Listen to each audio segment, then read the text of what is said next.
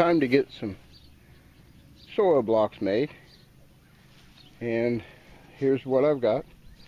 Got a 5-gallon bucket with some water, and 3 main ingredients is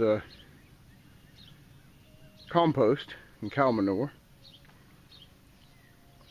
The second main ingredient is some peat moss, and then also have some perlite. And the mix that I use is some container, could be a quart container or whatever, but I just happen to use this Tupperware. So I got 2 parts cow manure, 2 of these full, 2 parts peat moss, 1 part perlite, gives it some aeration and helps hold. Now the other 3 ingredients is green sand, some blood meal for the nitrogen, and bone meal for the phosphorus. Now on these 3 ingredients, for the mix that I've given so far, I'm going to use 1 tablespoon of each of these 3. Okay, I got my wife's measuring. She'll be happy with me. And there's my 2 parts manure compost, 2 parts peat moss, 1 part perlite. So there's my 1 tablespoon of green sand.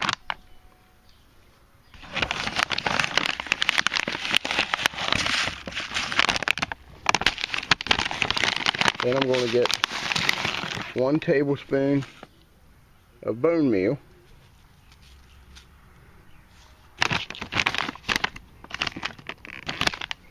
And then for the last, 1 tablespoon of blood meal.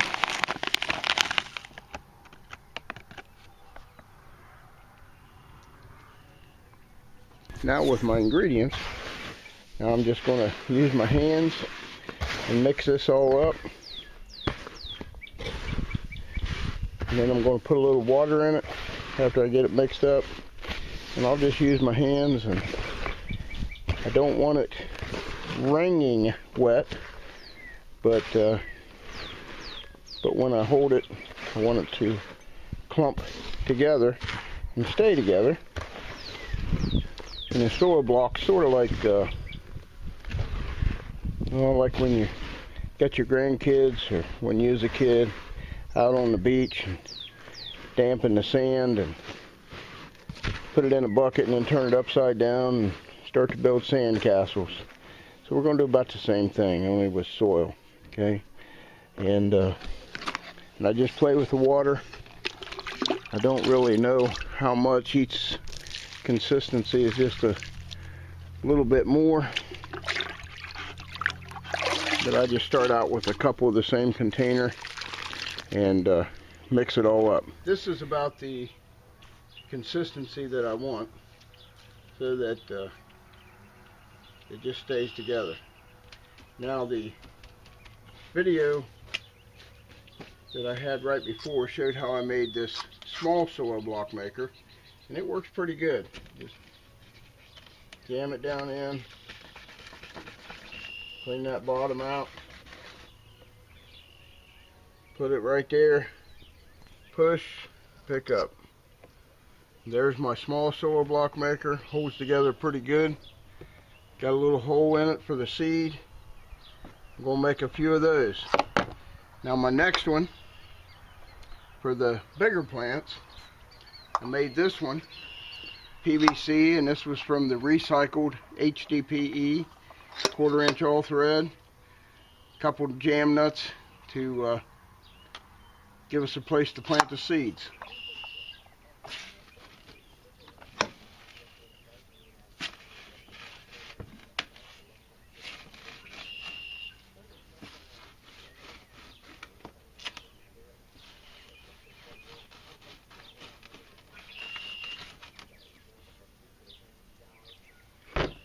Jams in there tight. Clean that bottom off.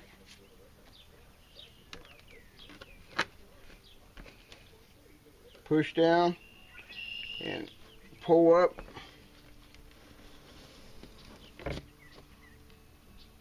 Gives us a nice little bigger soil block for the bigger seeds. Okay, now I'm just going to go ahead and make a few small ones and bigger ones so I can get some seeds planted. And let me make a few of them, then I'll come back and get. Okay, I've got 36, 3 dozen small soil blocks made, and my tote that I'm using to fit in the spot that I have for them to grow. I can get 12 long, and right now I've got 36 made, and there's one of the bigger ones. And just so you know, it cleans up pretty easy. As you can see, it's already clean. Just put it in water and it plunges out, cleans up really easy.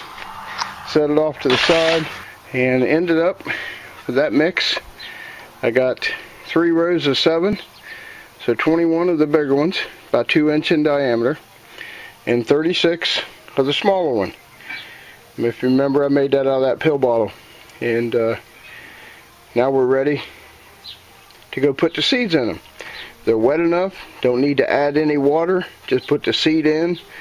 Follow the directions on some of the seeds. Some you got to cover, and the ones you cover you just knock a little bit in. Some you leave open.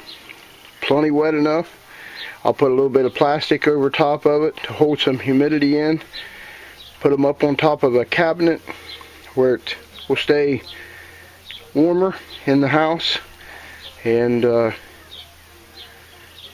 few days they'll start germinating, and when they start sprouting, then I'll take the plastic off and we'll give them some light. As far as the cleanup, the soil, just use the water that I had, dump in the container, swish it around 2 or 3 times, dump it in the garden. No waste. Now the ingredients, again, a little costly at first, but when I bought the compost, the peat moss, the perlite, and probably the most expensive were these 3 at anywhere from $6 to $10 a bag. But as you can see, I didn't use hardly anything, and I don't have hardly any money in the seed that I bought. So as long as I keep these dry and I'm continually making compost, and my soil block makers, I don't lose them. If they do, I'll make another one. Then I should be able to make enough soil blocks to grow our own seed to plant our garden for a few years. So over the long span, not that expensive. When I spent $60 to $70 in plants a couple years ago, when I didn't get a chance to make the seeds. Soil blocks, starting the seeds. I showed you the mix. God bless.